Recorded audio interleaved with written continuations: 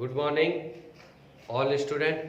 आज अपन class 10th का topic है अपना ब्लड एवं परिसंचरण तंत्र यानी रक्त, ब्लड और परिसंचरण तंत्र यानी ब्लड एंड सर्कुलेशन सिस्टम, परिसंचरण तंत्र। तो रक्त के बारे में अपन वैसे हालांकि पढ़ लिया था, रक्त के कार्य पढ़ने और रक्त के प्रकार पढ़ने। तो रक्त की दो भागों में प्लाज्मा और रक्त कणिकाएं, उनके बारे में पढ़ लिया था। रक्त कणिकाओं को 3 भागों में बांटा गया, आरबीसी, डब्ल्यूबीसी और थ्रोम्बोसाइट, प्लेटलेट, उनके बारे में डिटेल से पढ़ लिया था। आज अपन पढ़ेंगे रक्त के कार्य। देखो रक्त के कार्य क्या है, ब्लड के कार्य क्या है। देखो रक्त एक तरल संयोजी ऊतक है जो हमारे शरीर की अनेक प्रतिक्रियाओं के अंदर भाग लेता है। कैसे? देखो रक्त अपने शरीर का टेम्परेचर मेच्योर करता है यानी तापमान को नियंत्रित करता है, पीएच का नियंत्रण रखता है और पोषक पदार्थों का परिवहन करता है ऊतकों के अंदर, और ये अपने शरीर के अंदर CO2 व O2 तथा ऊतकों के मध्य परिवहन करता है। तो अपन डिटेल से पढ़ते हैं इसके बारे में। तो अपनी हेडिंग है आज रक्त के कार्य। इंपोर्टेंट टॉपिक है अपना आज रक्त के कार्य। तो इसके अंदर अपन लिखते हैं रक्त एक तरल संयोजी ऊतक है जो तरल संयोजी ऊतक है जो रक्त एक तरल संयोजी ऊतक है जो अनेक प्रकार के कार्य संपन्न करता है। जैसे देखो कौन कौन से वो कार्य। सबसे पहला कार्य हो जाएगा कि मैंने CO2 व O2 यानी O2 व CO2 का, O2 यानी ऑक्सीजन व CO2 का वातावरण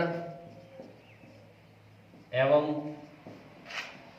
ऊतकों के मध्य, टिश्यूज के मध्य परिवहन करता है। देखो कैसे, यानी O2 ऑक्सीजन व CO2 यानी ऑक्सी हीमोग्लोबिन, मैंने पहले वीडियो के अंदर बताया था कि ये ऑक्सीजन का परिवहन करता है, रक्त पूरे शरीर के अंदर ऊतकों के मध्य परिवहन करता है टिश्यूज के अंदर, हो गया। फिर दूसरा है रक्त शरीर के तापमान का नियंत्रण करते हैं। रक्त शरीर के तापमान का नियंत्रण करते हैं। और तीसरा पॉइंट हो जाएगा रक्त पीएच का नियंत्रण। पीएच यानी अम्लीय या क्षारीय, और रक्त का पीएच होता है 7.4 यानी हल्का क्षारीय होता है। तो रक्त का पीएच का नियंत्रण करता है।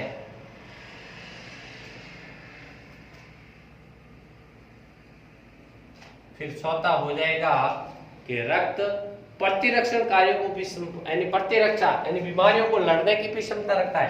तो प्रतिरक्षा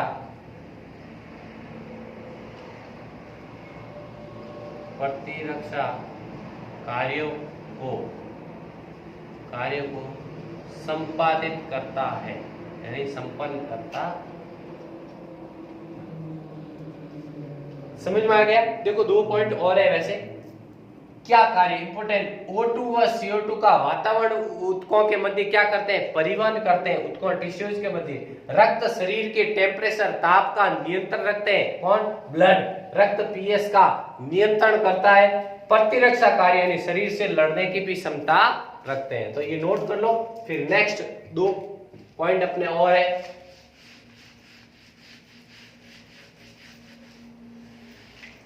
दो पॉइंट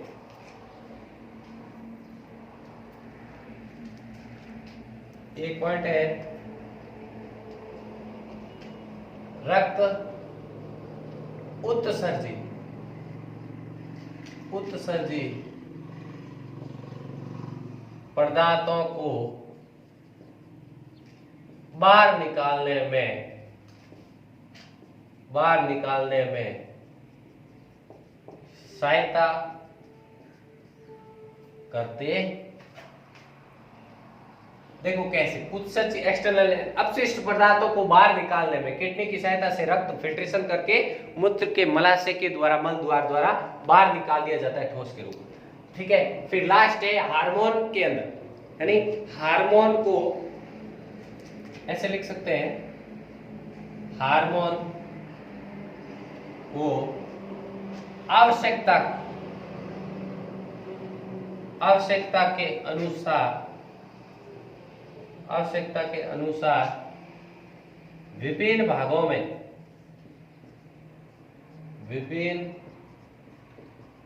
में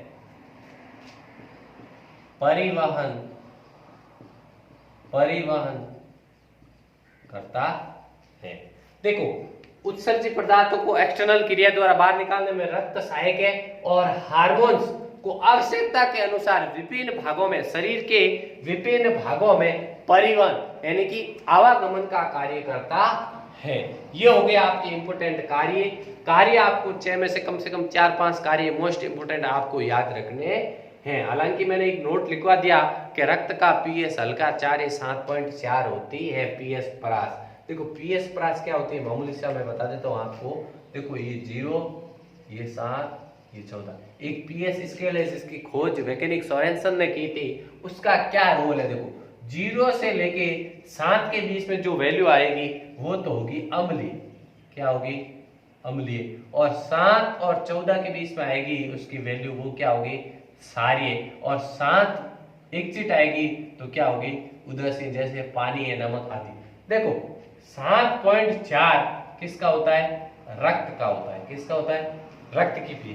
तो हल्का क्षारीय होगा कि नहीं होगा, जैसे जैसे जाएंगे क्षार की मात्रा बढ़ते हैं, और जैसे जैसे घटते हैं उस जैसे अम्ल की मात्रा बढ़ती है। तो समझ में आ गया, तो हल्का क्षारीय होगा 7.4 ब्लड। तो आपको ये समझ में आ गया, रक्त पीएस स्केल की खोज सोरेनसन वैज्ञानिक ने की थी। तो ये नोट कर लो, फिर नेक्स्ट चलते हैं।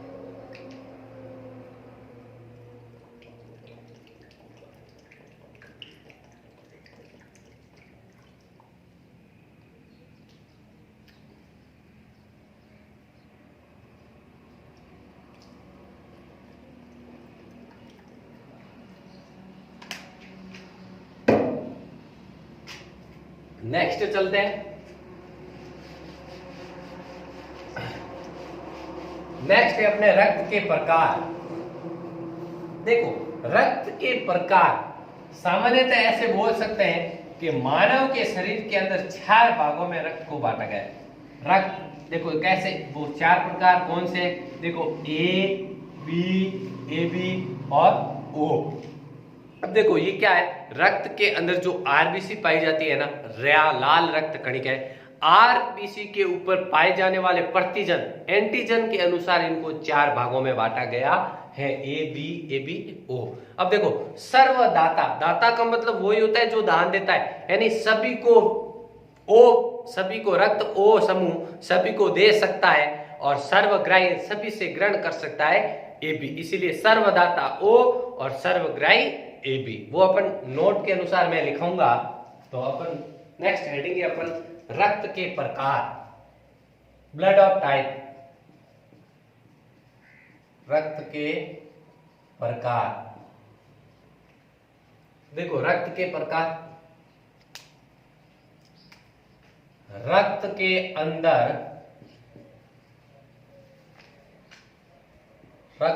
अंदर पाई जाने वाली आरबीसी, लाल रक्त कणिका, आरबीसी के ऊपर, यानी आरबीसी के ऊपर या सतह पर, कुछ भी लिख सकते, आरबीसी के सतह पर विशेष प्रकार के प्रतिजन, जिसको इंग्लिश में एंटीजन भी बोलते हैं, एंटीजन, प्रतिजन की उपस्थिति व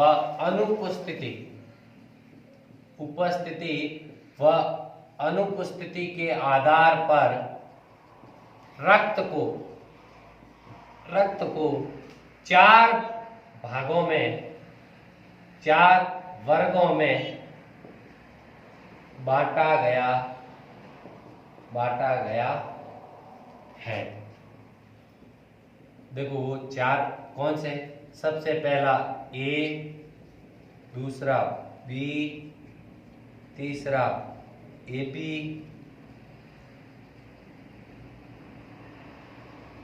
बी और चौथा ओ। अब एक ध्यान रखना कि ये प्रतिजन की अनुपस्थिति व उपस्थिति के आधार पर 4 भागों में बांटा गया है। अब रक्त ए के अंदर प्रतिजन ए पाया जाता है, रक्त बी के अंदर प्रतिजन बी पाया जाता है, रक्त समूह ए बी के अंदर प्रतिजन ए और बी दोनों पाया जाता है, और रक्त समूह ओ के अंदर प्रतिजन कोई भी नहीं पाया जाता है, अनुपस्थित। इसीलिए इन रक्त समूह को एबीए समूह कहा जाता। Most important question 10th class के बोर्ड एग्जाम के अंदर पूछ सकते हैं। अब प्रतिजन इसके अंदर ए पाया जाता है तो एंटीबॉडी यानी प्रतिरक्षी इसके अंदर उल्टा हो जाएगा, इसका बी, इसके अंदर वापस इसका ए। हमेशा ध्यान रखना जो प्रतिजन पाया जाता है प्रतिजन का विपरीत होता है प्रतिरक्षी, एंटीबॉडी, यानी प्रतिजन और प्रतिरक्षी, एंटीजन और एंटीबॉडी विपरीत होता है इसके। समझ में आ गया? तो मैं प्रतिजन आपको बता देता हूं, एंटीबॉडी उसका उल्टा कर देना, ठीक है? तो ये नोट कर लो, फिर नेक्स्ट बढ़ते हैं अपन इसके बारे में।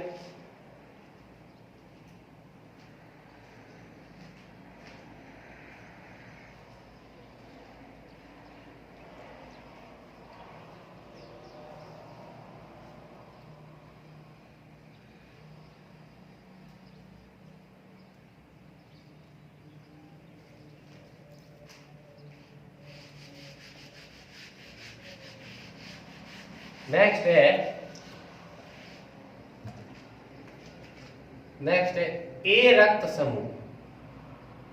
ए रक्त समूह में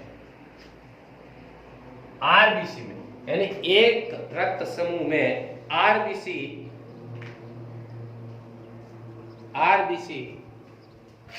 लाल रक्त कणिकाओं पर प्रतिजन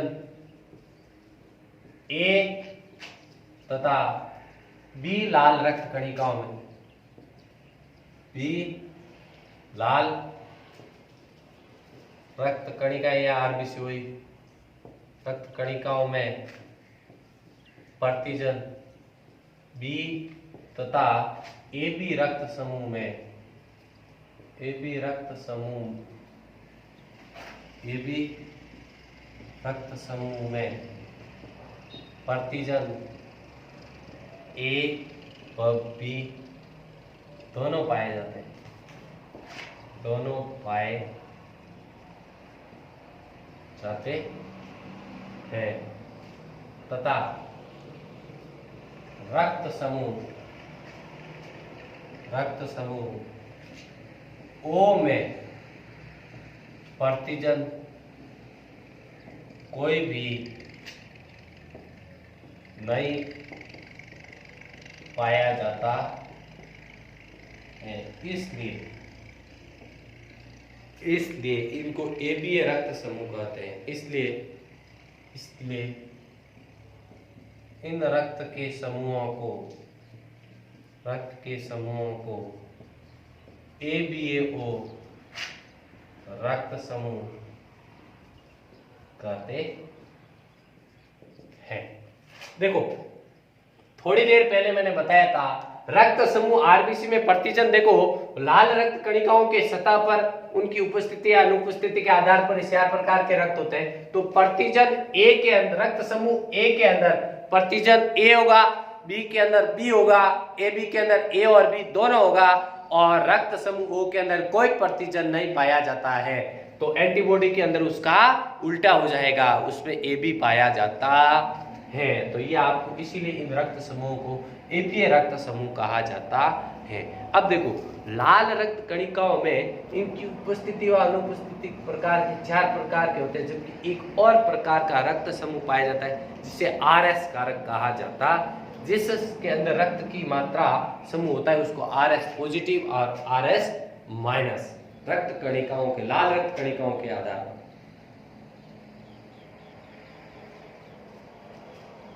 तो मैं नोट कर लिया। नेक्स्ट है अपना एबी प्रतिजन के अलावा लाल रक्त कणिकाओं पर एक और प्रतिजन पाया जाता है। तो ऐसे लिख सकते हैं एबी प्रतिजन के अलावा लाल कणिकाओं पर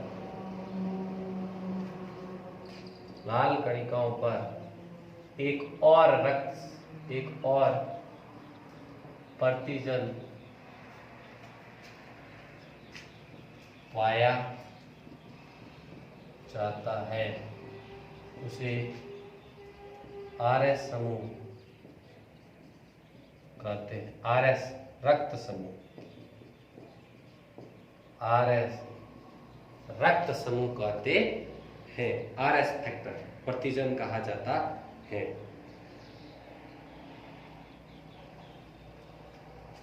तो देखो, जिन मनुष्यों में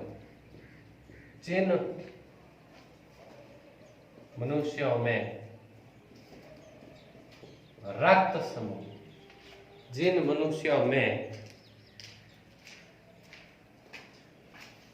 आरएस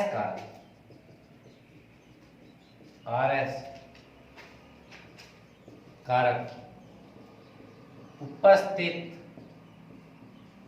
होता है, उसे आरएस पॉजिटिव तथा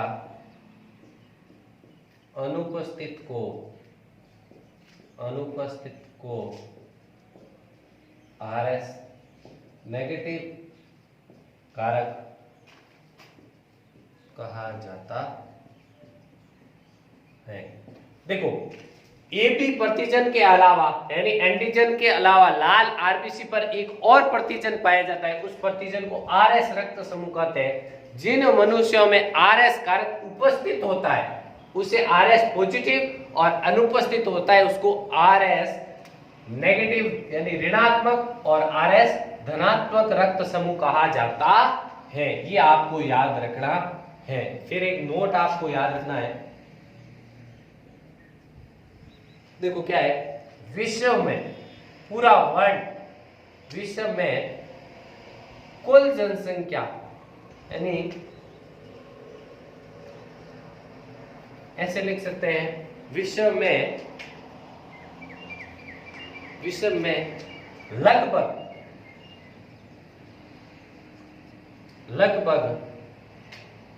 इन दोनों यानी आरएस पॉजिटिव और माइनस नेगेटिव दोनों में विश्व में लगभग 80% आरएस पॉजिटिव कारक पाया जाता है।